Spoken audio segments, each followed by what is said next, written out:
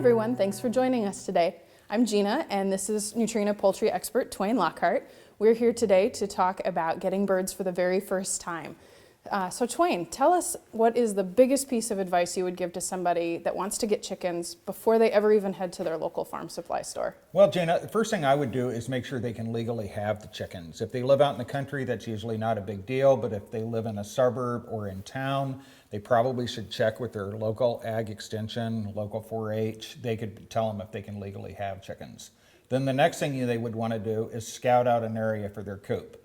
Now, just because you can legally have chickens, guys, use a little common sense. Don't be putting the coop next to the neighbor's bedroom window. This is going to cause problems, so kind of think that out.